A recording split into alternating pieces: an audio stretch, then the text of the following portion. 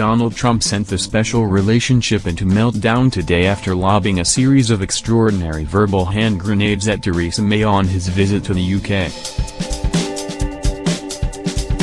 The U.S. president tore up diplomatic niceties to deliver a series of crushing blows to the PM, warning that her soft Brexit plan would kill a trade deal with the U.S., and heaping praise on Boris Johnson, who quit in protest earlier this week. Rampaging unapologetically into domestic politics, Mr. Trump said Mrs. May had ignored his advice to face down the EU in negotiations and condemned slack controls on immigration. The bombshell intervention left ministers struggling to come up with a response, just hours before Mrs. May is due to host the president at Chequers for talks on the second anniversary of her premiership. Downing Street has braced for him to double down on his criticism at a joint press conference in what could be a devastating humiliation as she struggles to cling on to power amid a huge revolt by Tory Eurosceptics. Foreign Office Minister Alan Duncan was sent out to try to put a brave face on the embarrassment this morning, stretching credibility by insisting the government did not regard Mr. Trump's behavior as rude. Donald Trump is in many ways a controversialist. That's his style, that's the color he brings to the world stage, he told BBC Radio 4's Today programme. Chancellor Philip Hammond, in Brussels for meetings, suggested the president had not yet studied the government's Brexit plans properly. But many MPs made no effort to hide their outrage, with Universities Minister Sam Gyimah tweeting, "Where are your manners, Mr. President?" Tory backbencher Sarah Wollaston raged that Mr. Trump was determined to insult Mrs. May. In a sign of the growing chaos in UK politics, Shadow Foreign Secretary Emily Thornberry also leapt to Mrs. May's defence, branding him extraordinarily rude. She is his host.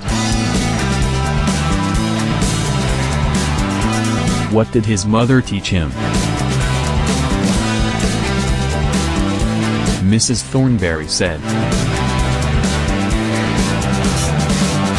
U.S. President Donald Trump and First Lady Melania Trump are welcomed at Blenheim Palace by Britain Prime Minister Theresa May and her husband Philip May. From left, First Lady Melania Trump, President Donald Trump, British Prime Minister Theresa May and her husband Philip May watched during the arrival ceremony at Blenheim Palace. Awkwardly grabbing Theresa May's hand, in a replay of their White House meeting last year, Trump was treated to a fanfare welcome by the Scots, Irish and Welsh Guards bands. President Trump's wife Melania wore a floor-length, pleated buttercup yellow gown for her first visit to Britain as First Lady. President Trump and his wife walked hand-in-hand to Marine One, which flew them from London to the evening's gala dinner. U.S. First Lady Melania Trump, U.S. President Donald Trump, Britain's Prime Minister Theresa May and her husband Philip May stand on steps in the Great Court watching and listening to the bands of the Scots, Irish and Welsh Guards perform a ceremonial welcome. Theresa May has used a lavish welcome dinner for Donald Trump at Blenheim Palace to press her case for an ambitious new trade deal with the U.S. after Brexit. Britain and the U.S. are the largest investors in each other's economies, with over $1 trillion of investments between them, said Mrs. May, left with her husband, right with Trump. Fanfare, bandsmen from the Scots, Welsh and Irish Guards welcomed the presidential party to Blenheim Palace last night. Dignitaries including International Trade Minister Liam Fox, Centre, awaited the president's arrival for the Blenheim dinner. Mr. Trump's outburst emerged last night just as Mrs. May feted him at a lavish business dinner at Blenheim Palace, the family home of his hero Winston Churchill in Oxfordshire. As the leaders posed for the cameras, even holding hands at one point, it was revealed that Mr. Trump had launched a full-scale attack on Mrs. May's leadership in an interview with The Sun before arriving in Britain. Giving a withering assessment of her Brexit plan to align with EU rules to ease trade and keep a soft Irish border, he said, "If they do a deal like that, we would be dealing with the European Union instead of dealing with the UK, so it will probably kill the deal." "I actually told Theresa May how to do it, but she didn't listen to me." Sources close to the president earlier warned that a lucrative transatlantic trade deal would be impossible if the UK keeps close ties with Brussels, effectively meaning Britain must choose between the US and EU. In an interview with the British newspaper, Mr. Trump said he thought Boris Johnson would make a great prime minister and that he was saddened the former foreign secretary was out of the government. The president also renewed his war of words with Sadiq Khan, saying the London mayor has done a very bad job on terrorism. He said he thought that allowing millions and millions of people into Europe was very sad and pointed to crime being brought into London, criticizing the Labour mayor for failing to deal with it. Europe, he added, is losing its culture because of mass migration and warned it will never be the same again unless leaders act quickly. Look around, he said. You go through certain areas that didn't exist 10 or 15 years ago. He added, allowing the immigration to take place in Europe is a shame. The White House tried to go on cleanup duty after the explosive interview. The president likes and respects Prime Minister May very much, White House Press Secretary Sarah Sanders said in a statement. As he said in his interview with The Sun, she is a very good person and he never said anything bad about her. He thought she was great on NATO today and is a really terrific person. Protests against Mr. Trump are taking place in central London today, with a baby Trump blimp flying in Parliament Square. In an apparent plea to the president to remember his allies when he meets Vladimir Putin in Helsinki on Monday, May noted that Britain and America work closely together in the interests of their shared security, whether through targeting Daesh terrorists or standing up to Russian aggression. She continued, he is thankful for the wonderful welcome from the Prime Minister here in the UK. Discussing protests, including the decision by anti-Trump activists to fly a giant blimp of the president wearing a nappy over the Capitol, he said they made him feel unwelcome in London. He added that he used to love the city, but now feels little reason to go there because of the animosity directed towards him.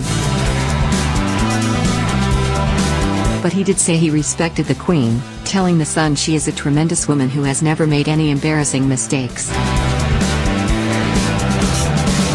And the president also said he loves the UK and believes the British people want the same thing I want. Mrs. May had been trying to use the lavish welcome dinner for Mr. Trump at Blenheim Palace to press her case for an ambitious new trade deal with the US after Brexit. The president arrived in Marine One in a tuxedo alongside First Lady Melania, wearing a floor-length, pleated buttercup yellow gown.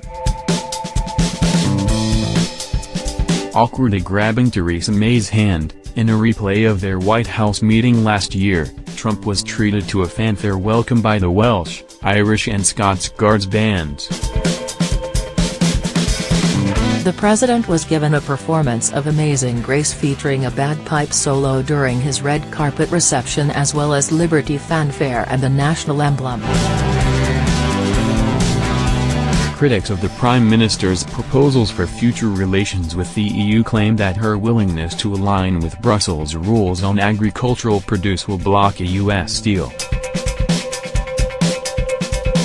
That is because Washington is certain to insist on the inclusion of GM crops and hormone-enhanced beef, which are banned in Europe. But addressing the U.S. president in front of an audience of business leaders at Winston Churchill's birthplace, Mrs. May insisted that Brexit provides an opportunity for an unprecedented agreement to boost jobs and growth. Noting that more than 1 million Americans already work for British-owned firms, she told Mr. Trump, "As we prepare to leave the European Union, we have an unprecedented opportunity to do more."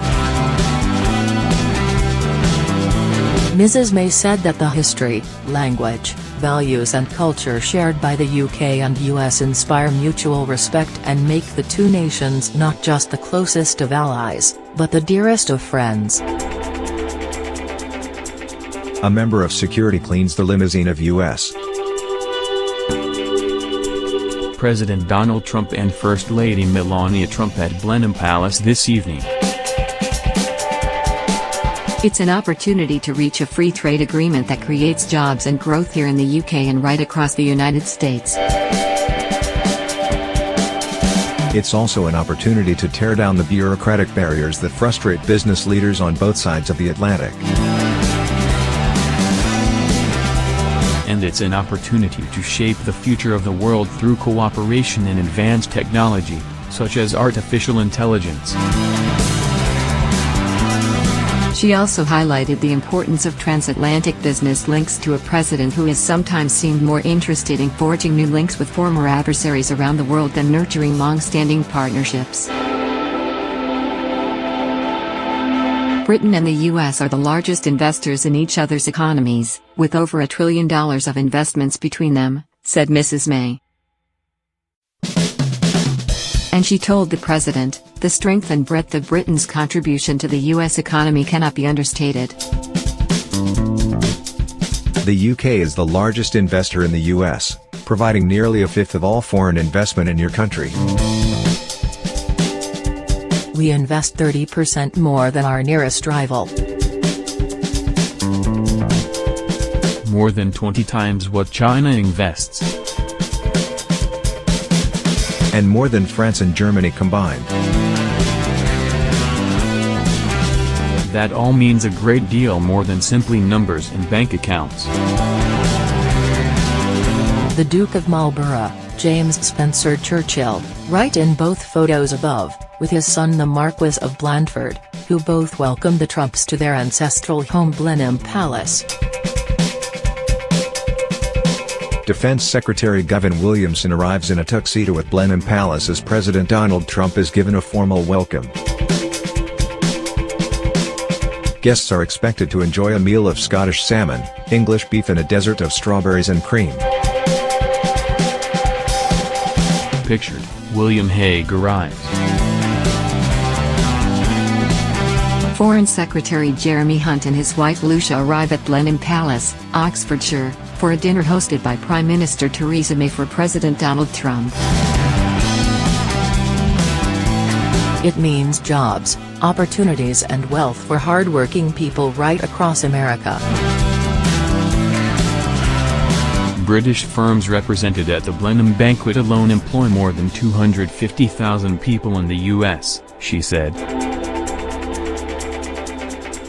Mr. Trump earlier made clear that he did not approve of the softer stance the PM has been advocating despite fury from many Tory MPs. Brexit is Brexit, the people voted to break it up, so I would imagine that is what they'll do, but they might take a different route. I'm not sure that's what people voted for, Mr. Trump said. Mrs. May dismissed the criticism as she departed the summit this afternoon, telling journalists, "We have come to an agreement at the proposal we're putting to the European Union which absolutely delivers on the Brexit people voted for. They voted for us to take back control of our money, our law and our borders, and that's exactly what we will do." The presidential helicopter Marine One ferried the Trumps from the U.S. ambassador's residence in London to Blenheim Palace. Protesters gathered at the security fence watch as U.S. President Donald Trump and U.S. First Lady Melania Trump leave in Marine One from the U.S. Ambassador's residence, Winfield House. Several protesters hold up their placards outside Blenheim Palace, where President Donald Trump will have dinner tonight. Anti-Trump activists gather outside the ring of steel fence put up to secure the president when he stays in Regent's Park, London. The protesters promised to create a wall of sound outside the official U.S. ambassador's residence. Above, a woman strikes a colander with a ladle while others hold up signs expressing disapprobation of the president. Mr. Trump also said the UK was a pretty hot spot right now with lots of resignations. Brexit is, I have been reading about Brexit a lot over the last few days and it seems to be turning a little bit differently where they are getting at least partially involved back with the European Union, he said. I have no message, it is not for me to say. He added, I'd like to see them be able to work it out so it can go quickly, whatever they work out. I would say Brexit is Brexit. When you use the term hard Brexit, I assume that's what you mean. A lot of people voted to break it up, so I would imagine that's what they would do, but maybe they are taking a little bit of a different route. I don't know if that's what they voted for. I just want the people to be happy. I am sure there will be protests because there are always protests. Speaking about the prospect of demonstrations in the UK over his visit, Mr. Trump told reporters, "They like me a lot in the UK. I think they agree with me on immigration." Angry anti-Trump activists hold up signs and bang pots and colanders outside the U.S. Ambassador's Regent's Park residence. He added, I think that's why Brexit happened. Mrs. May was joined at Blenheim by ministers including Chancellor Philip Hammond, Foreign Secretary Jeremy Hunt, Defense Secretary Gavin Williamson, Trade Secretary Liam Fox, Business Secretary Greg Clark, Transport Secretary Chris Grayling and her effective Deputy David Lidington. Boris Johnson missed out on a seat at the table by resigning as Foreign Secretary on Monday in protest at Mrs. May's Brexit policy, though Mr. Trump has said he might try to speak to him during his visit. Mrs. May, dressed in an ankle-length red gown and red high-heeled shoes, and her husband Philip, in black tie, welcomed Mr. Trump and wife Melania to the gala dinner on the first evening of the president's working visit to the UK. Mrs. Trump was dressed in a floor-length yellow ball gown. In a near replay of their famous hand-holding at the White House, the president briefly took Mrs. May's hand as they went up the stairs into the palace. The Trumps arrived from London by Marine One helicopter before being driven in the armoured presidential limousine, nicknamed the Beast, to the opulent 18th-century palace near Woodstock in Oxfordshire. Built for the Duke of Marlborough in recognition of his military victories and named a UNESCO World Heritage Site, Blenheim is one of a series of historic architectural gems Mr. Trump will visit on a 4-day trip. His arrival was marked by a military ceremony, with bandsmen of the Scots, Irish and Welsh Guards playing the Liberty Fanfare, Amazing Grace and the national emblem. Leaders of the financial services, travel, creative, food, engineering, technology, infrastructure, pharmaceutical and defense sectors were among around 100 guests who dined on Scottish salmon, English Hereford beef fillet and strawberries with clotted cream ice cream. Mrs. May told him, "Mr. President, Sir Winston Churchill once said that to have the United States at our side was, to me, the greatest joy." The spirit of friendship and cooperation between our countries, our leaders and our people, that most special of relationships, has a long and proud history. Now, for the benefit of all our people, let us work together to build a more prosperous future. Mrs. May said that the history, language, values and culture shared by the UK and US inspire mutual respect and make the two nations not just the closest of allies, but the dearest of friends. Blenheim's glorious history, from 18th century gift to a victorious general to birthplace of Winston Churchill. Presented by Queen Anne to the Duke of Marlborough, John Churchill in 1704, Blenheim Palace has always been a symbol of British pride. The astonishing Oxfordshire pile has seen everything from Sir Winston Churchill's birth in 1874 to 2 world wars in which it acted both as a military hospital and a college for boys.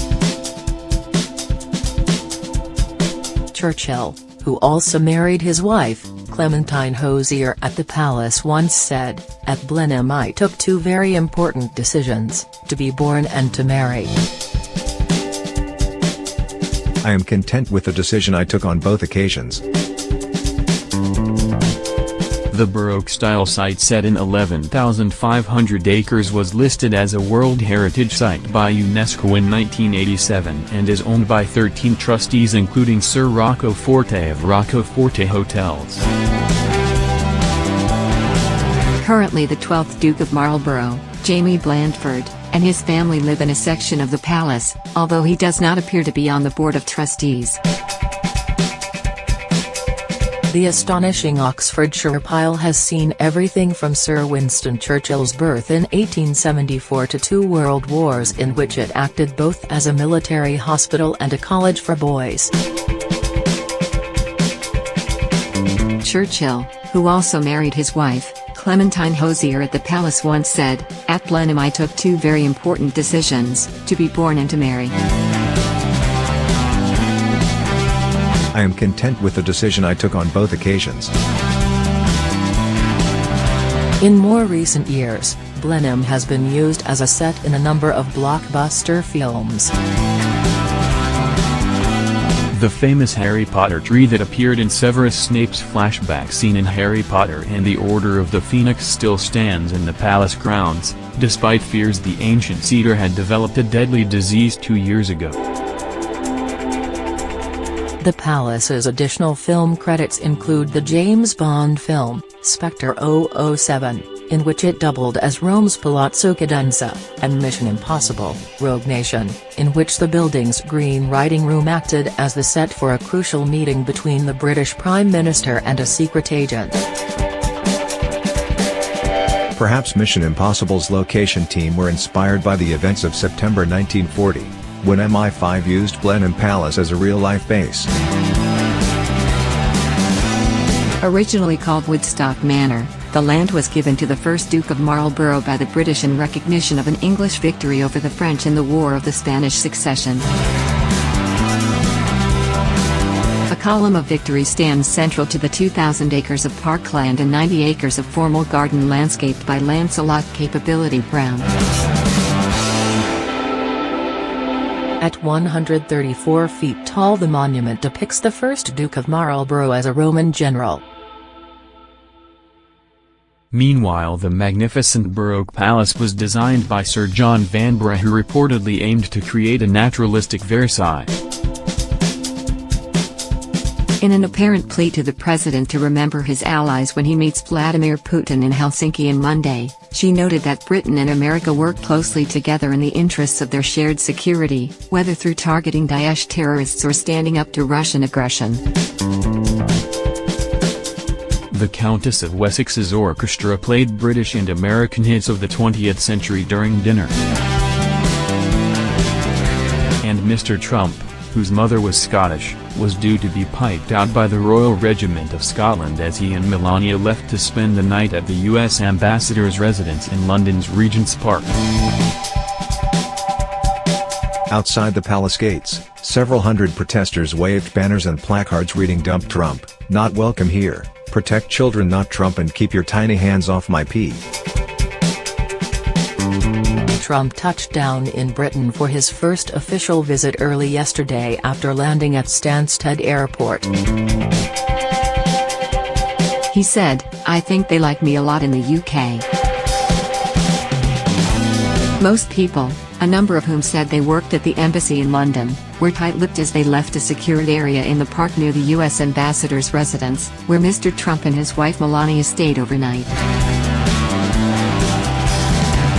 Some cited job restrictions while another said he was wary of the press. But one woman said Mr. Trump had given a short speech which she described as lovely.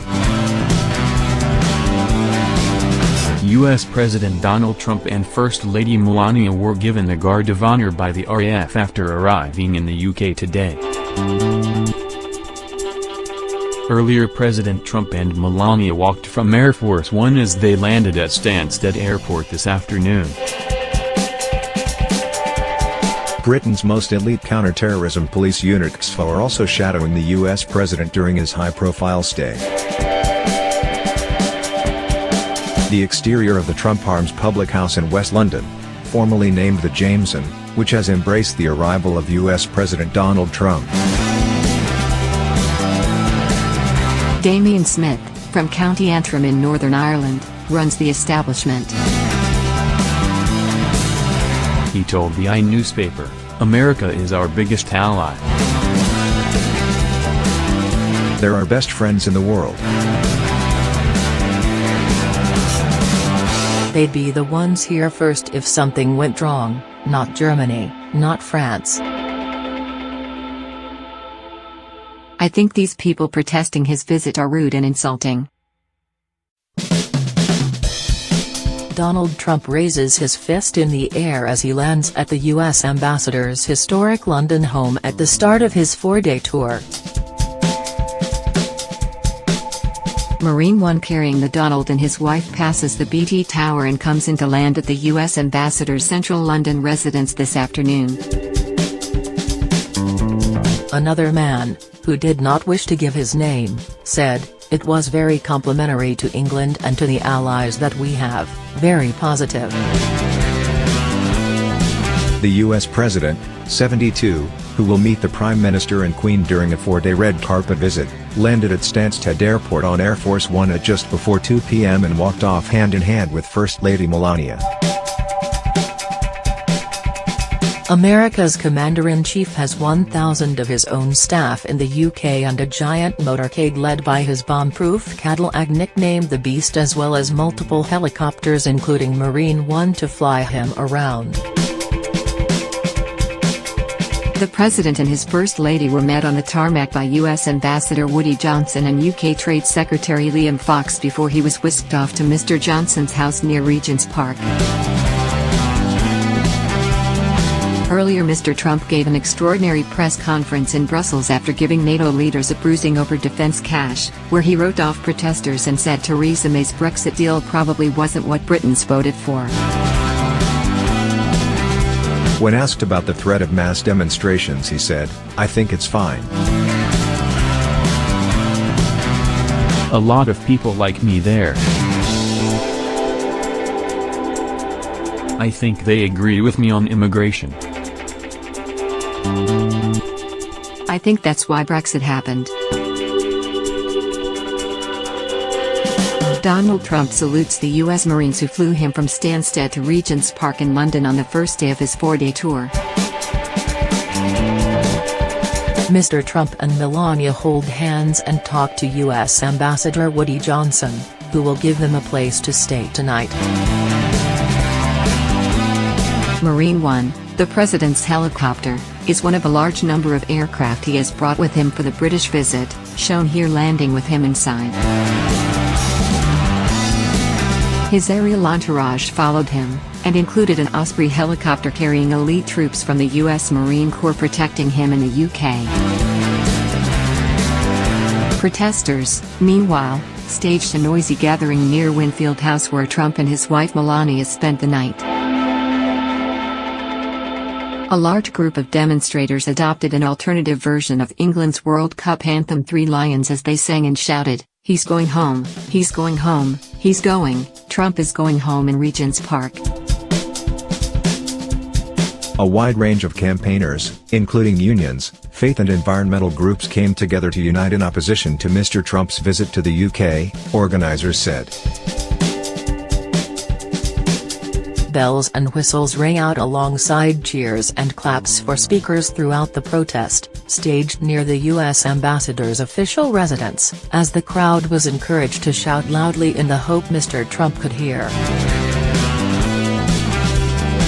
Placards including "Dump Trump" and "Trump Not Welcome" were held aloft by the enthusiastic crowd before some began banging on the metal fence which has been erected in the park. A clip of what organizers said was the sound of children crying at the U.S. border after being separated from their parents was played and described by those listening as disgusting. Donald Trump's motorcade speeds through Regent's Park led by elite British police from Scotland Yard. Marine One comes into land at the U.S. Ambassador's central London residence this afternoon, which sits next door to the London Central Mosque in Regent's Park, minaret pictured. Days of protests are planned for the Donald's visit, including a march through central London tomorrow and everywhere he is visiting. The nuclear football, the suitcase containing the United States nuclear codes, is shown being carried by a member of Trump's entourage after the president landed in Stansted. This giant and controversial Trump balloon showing the world leader in a nappy will be flying over London this weekend. Sam Fullerton from Oklahoma said while Mr. Trump may not see the protest from Winfield House, which is set back inside the fenced-off area in the park, he hoped he would hear it or see it on television. Mr. Fullerton said, he watches a lot of TV so he'll see it on TV. Or they may be out in the backyard. His wife Jamie, a Hillary Clinton supporter, said the protest was democracy at its finest. "I'm here to witness democracy outside of our own country, to see how other democratic societies express themselves," she said. "I think it's great." The British are pretty gentle people. John Rees, of the Stop the War group, described Mr. Trump as a wrecking ball as he addressed those gathered. He said, "He's a wrecking ball for race relations, he's a wrecking ball for prosperity, he's a wrecking ball for women's rights, he's a wrecking ball for any peace and justice in this world, and we have to stop him." Some of those gathered said they plan to stay for Mr. Trump's return after the first couple dine at Blenheim Palace with Theresa May.